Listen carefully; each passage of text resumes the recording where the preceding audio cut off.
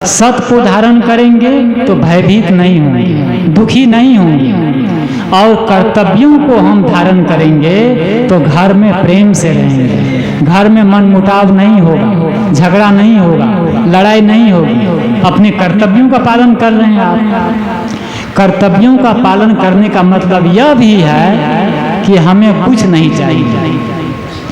माता पिता ये सोचे कि हमें बच्चों से कुछ नहीं चाहिए, हमारा कर्तव्य है उसको जन्म दिए, पाले पोसे, पढ़ाए लिखाए, योग बना दिए, शादी विवाह कर दिए, वे लोग सुखी रहे, ठीक है ना, उससे कुछ नहीं चाहिए। जब इस प्रकार से निष्काम भाव रखेंगे माता पिता तो वे बच्चे आपकी सेवा करेंगे और सेवा करेंगे बढ़िया। यह है अपने माता पिता कर्तव्यों का पालन। और तीसरा है मौत की याद। तीसरा क्या है? मौत की याद।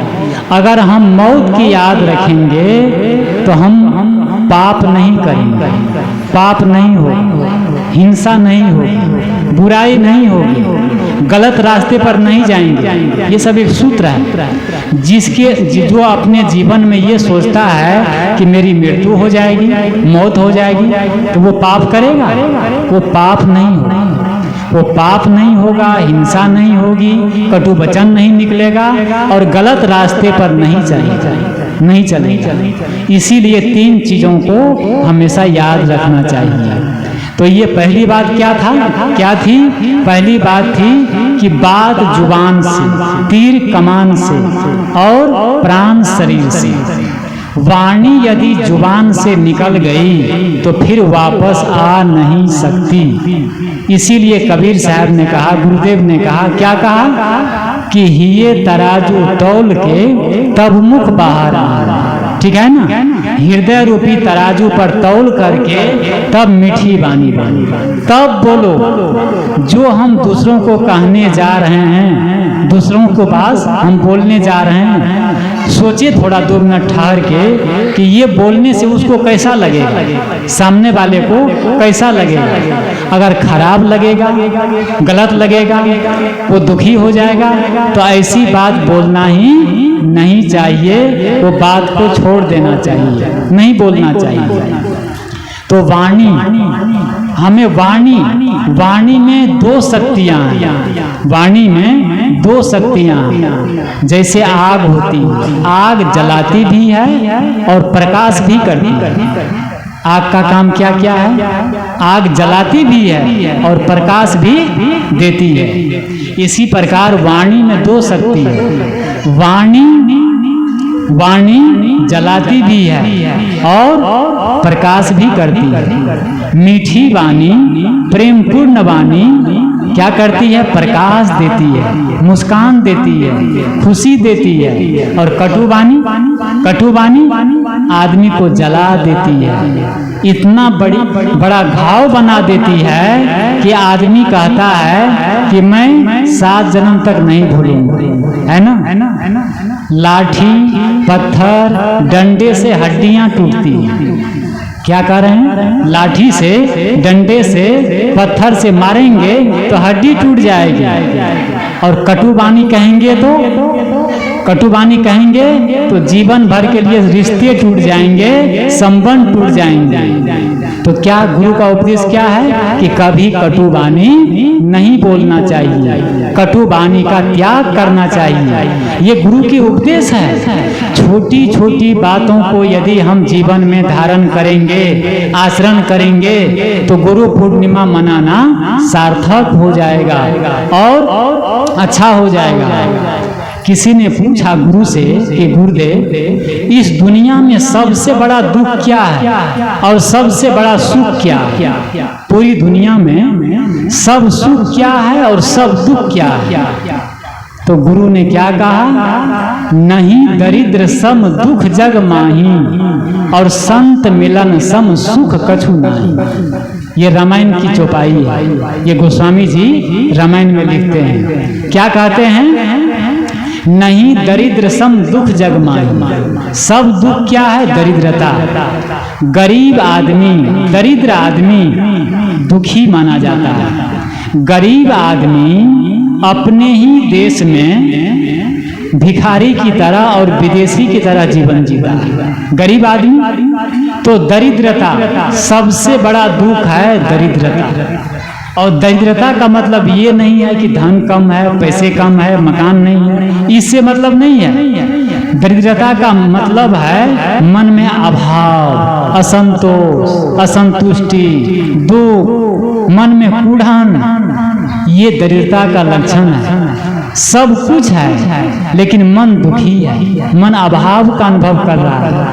इच्छा, कामना, वासना, लोभ, मोह मन को, आत्मा को जला रही है, ये दरिद्रता का लक्षण है। आदमी के पास सब कुछ है बढ़िया, लेकिन आदमी दुखी है, अशांत है। क्यों? क्योंकि उसको गुरु का ज्ञान नहीं मिला, इच्छा उसको भटका रही है। इसीलिए कहते हैं कि समस्त दुख और भय इच्छाओं का परिणाम है। इस दुनिया में समस्त दुख और भय का कारण है इच्छा। अगर मन में इच्छा है तो हम भयभीत रहेंगे, हम दुखी रहेंगे। इच्छा अलग है और आवश्यकता अलग है। आवश्यकता क्या है? रोटी, कपड़ा, मकान। सबको रोटी चाहिए, सबको कपड़ा चाहिए, सबको मकान चाहिए, ये आवश्यक है।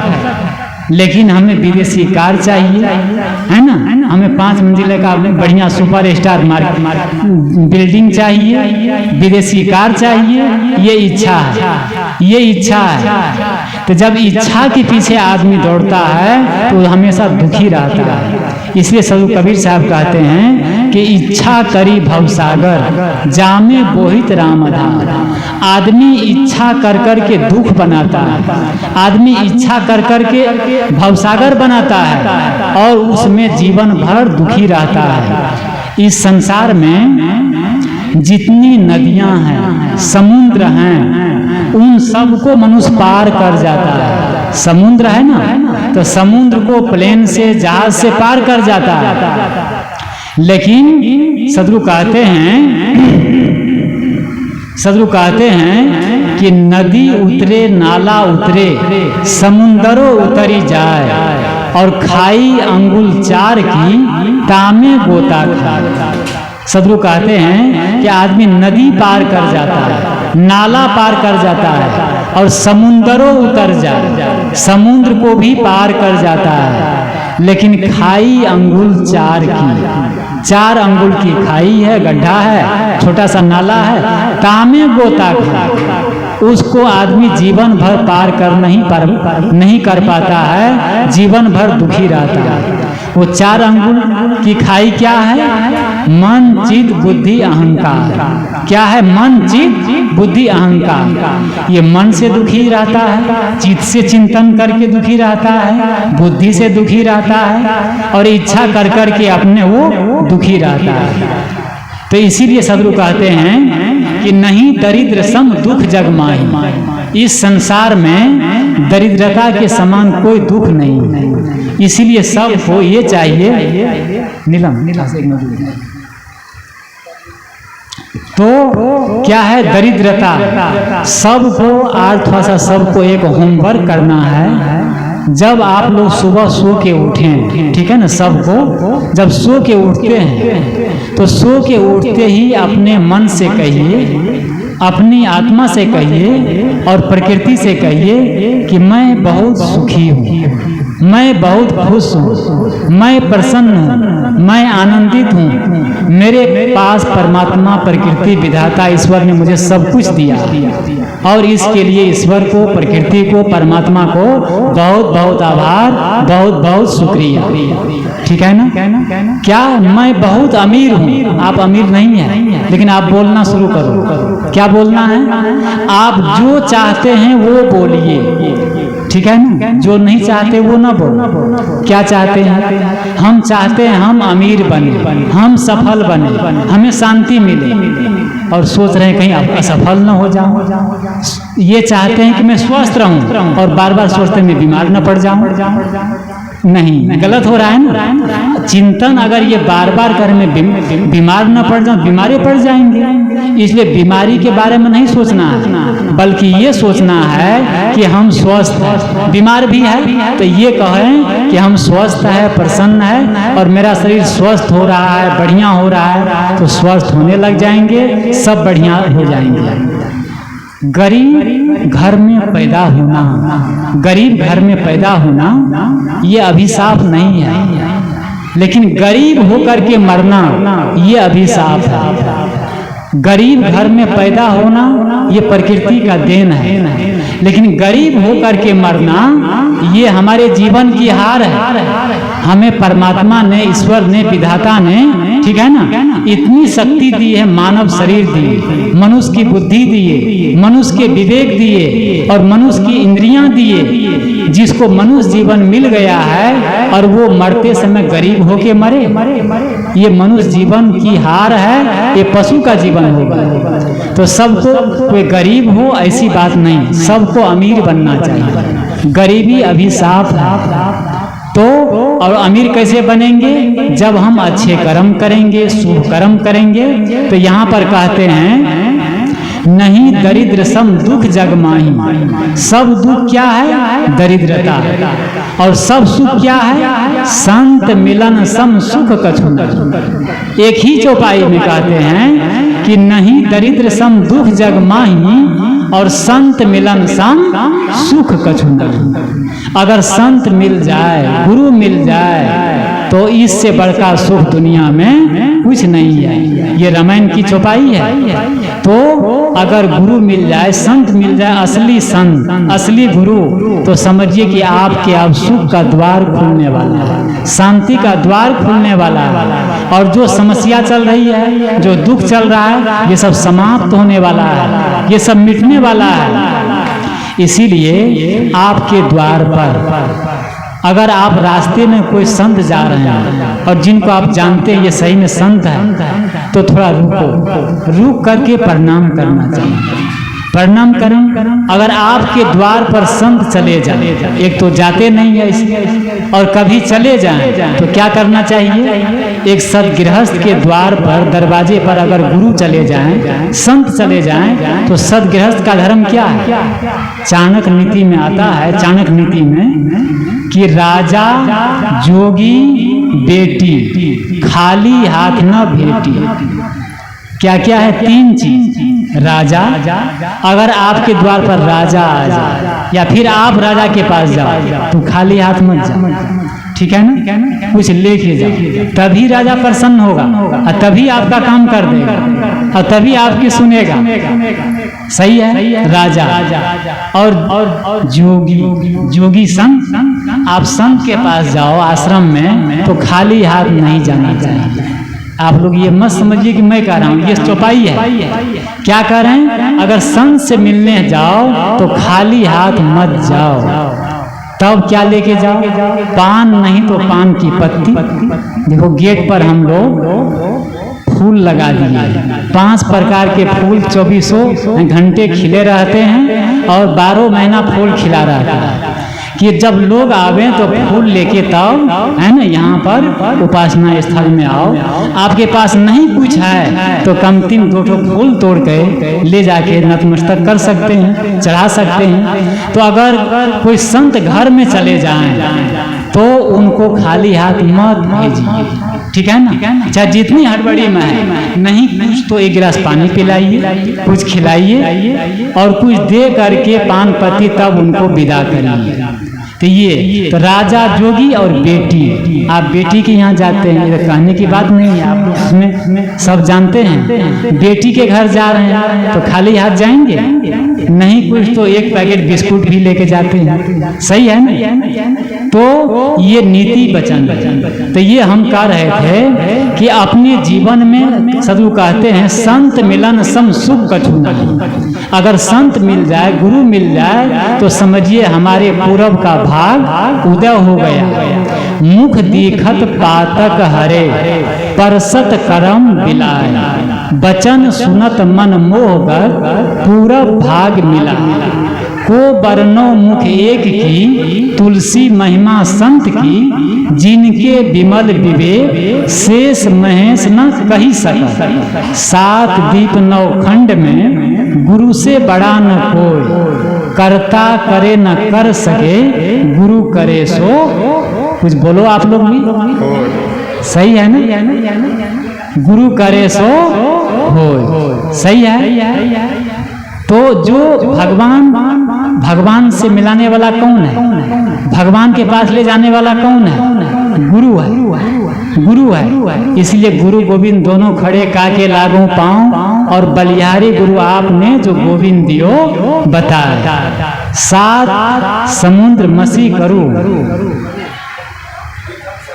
सब धरती कागज करूं, लेखन सब बंदा, और 7 समुद्र की मसी करूं, गुरु गुण लिखाना जा। ये सब कबीर साहब की अमृत वाणी है। और गुरु की महिमा पर ये सब कहा गया है कि पूरे वन को हम काट के कलम बना ले, और पृथ्वी को कागज बना ले, और 7 समुद्र को स्याही बना ले, मसी बना ले। इसके बाद भी गुरु के उपकार को हम नहीं चुकता कर सकते हैं, नहीं लिख सकते हैं। गुरु हमें कहाँ ले जाते हैं? गुरु हमें मोक्ष देते हैं। गुरु में ही वह शक्ति है जो हमारे भाव बंधनों को काटते हैं। गुरु वह दीपक है जो हमारे हृदय रूपी घर को प्रकाशित करते हैं। गुरु वह सूरज है जो हर व्यक्ति के अंतरात्मा को प्रकाश दे करके हर सुबह जगा देती है। सुबह होती है और सूरज जब उगता है तो हर आदमी सब उठ जाता है। इसी प्रकार का गुरु का ज्ञान जब मिल जाता है तो हमारे मोह से मोह और बंधन ये सब की अंधियारी समाप्त हो जाती है। बंधनों को काटने वाला है तो गुरु है। एक बार सदगुरु कबीर साहब के पास एक राजा गया। राजा पहले छोटे छोटे रजवाड़े होते थे कबीर साहब के जमाने में। जब राजा वहाँ जाता है तो राजा कहता है, गुरुदेव हमको कुछ बताइए, मेरा मन बहुत दुखी है, बहुत अशांत है, मेरा बंधन कटिए नहीं रहा। तो कबीर साहब जानते थे उसको। तो कबीर साहब ने कहा कि राजन आप तो 7 दिन से पंडित जी को बुला करके कथा करवा रहे हैं, राज दरबार में कथा चल रही है और हमको सुनने में आया है कि बहुत बड़े पंडित को बुला करके आप कथा सुन रहे हैं पंडित जी की। तो आप तो कथा करवा रहे हैं, फिर हमारे पास क्यों आए? तो राजा ने कहा कबीर साहब से कि गुरुदेव पंडित जी कथा कहते हैं, बहुत अच्छी कथा कहते हैं और सुनने में भी बहुत अच्छा लगता है, लेकिन उससे भी मन शांत नहीं होता है, बंधन नहीं कट रहा है, मन ठीक नहीं हो रहा है, शांति नहीं मिल रही है, आप कुछ बताइए। कबीर साहब ने कहा कि ऐसा है, तुमको मैं राज दरबार में ही बताऊंगा, कल आऊंगा और कथा जब चलती रहेगी तो मैं भी आऊंगा। चले गए राजा। कबीर साहब ठीक जब कथा चल रही थी पंडित जी की तो कबीर साहब पहुंच गए। जैसे पहुंचे संत मंडली के साथ में राजा तुरंत सिंहासन से उठे और कबीर साहब के चरण धोए, स्वागत किए, बैठाए और कबीर साहब से कहे आप हमें उपदेश दीजिए कि हमारा बंधन कैसे कटेगा। कबीर साहब ने कहा कि राजन आपका बंधन कट जाएगा तुरंत, लेकिन मैं जो कहूँगा वो करना पड़ेगा, जो मैं कहूँगा वो करना पड़ेगा, मेरी आज्ञा का पालन। राजा ने कहा कि आप जो कहेंगे वो करने के लिए हम तैयार हैं। तो कहे कि कहीं अवहेलना तो नहीं करेंगे मेरे वचन का? राजा कहा कि मैं वचन देता हूँ, आप जो कहेंगे वो हम करने के लिए तैयार हैं। कबीर साहब ने कहा कि ये पंडित जो कथा कर रहे हैं उसको एक खंभा में रस्सी से बांध दो।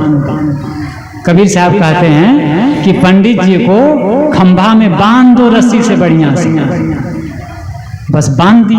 तुरंत आदेश है ना, उसके सिपाही तुरंत बांध दी। फिर दूसरा आज्ञा देते हैं कि राजा को भी दूसरा खंभा में बांध दो। अब सारे सिपाही अकबका गए, कौन बांधने वाला? राजा है ना। अब देख रहे हैं, तब कबीर साहब ने, तब राजा आदेश देता है कि जो गुरुजी कहें कबीर साहब उसका पालन हो, अर्थात मुझे बांध दो। हमने वचन दिया। तो सिपाही सब मिल करके राजा को भी एक खंभा में रस्सी से बांध दी। एक खंभा में पंडित और दूसरा खंभा में राजा। बहुत ध्यान से सुनना, ये कोई खिस्सा कहानी नहीं, एक साइकोलॉजी है हमारे। तो जब बांध दिए तब कबीर साहब पंडित जी के पास जाते हैं, जो खंभा में बंधे हैं, और पंडित जी को धीरे से कहते हैं, पंडित जी, है ना, पंडित जी आपके जजमान राजा साहब बंधे हैं, खोल दो, खोल दो। तो पंडित जी कहते हैं कि कबीर साहब से कि गुरुदेव मैं खुद बंधा हूँ, तो राजा को कैसे खोलूंगा, कैसे खोलूंगा मैं। तब कबीर साहब राजा के पास जाते हैं, राजा के पास, और राजा को कहते हैं, राजन आपके पंडित जी बंधे हैं, खोल दो। तो राजा हाथ जोड़ता है कि मैं खुद बंधा हूँ, तो पंडित जी को कैसे खोलूंगा। कबीर साहब ने कहा, कबीर साहब जानते वहीं पर एक साखी कहा, क्या कहा, बंधे को बंधा मिला, छूटे कौन उपाय, और कर सेवा निर्बंध की पल में ले छुड़ा। कबीर साहब साखी का क्या कहा, बंधे को बंधा मिला। राजा को समझाते हुए कहा कि राजन पंडित भी बंधे हैं और आप भी बंधे हो, तो कौन छुड़ाएगा। दोनों को खोल दिए और समझाए कि पंडित जी खुद काम क्रोध लोभ मोह सांसारिक बंधन में बंधा हुआ, खुद बंधा हुआ, और आप भी बंधे हो, तो बंधे से बंधे कैसे हो। कीचड़ से कीचड़ धुलेगा, साफ पानी चाहिए। तब कबीर साहब की बात उनको समझ में आई। तब कहते हैं कि भक्ति किसकी करना चाहिए, कौन छुड़ाएगा, वे छुड़ाएगा जो बंधन मुक्त है, जिनके चित्त में कोई काम क्रोध लोभ मोह बंधन नहीं है, जो वैरागवान है, विषयम व चित्तम, जिसके चित्त में कोई विषय नहीं है, कोई बंधन नहीं है, वही दूसरों को छुड़ा सकता है। इसलिए हम सबको चाहिए, आज गुरु पूर्णिमा के पावन पर्व पर उपास्य कौन है, आज उपासना का दिन है। उपासना हमें राजा बनाती है, उपासना आदमी को शक्ति देती है, उपासना से गरीब भी राजा बन जाता है। तो उपासना क्या है, भूत उपासना की, महावीर उपासना की, कबीर साहब उपासना किए। उपासना मतलब भक्ति किए, और भक्ति करके वे भगवान बने। तो उपासना, और दूसरी है वासना।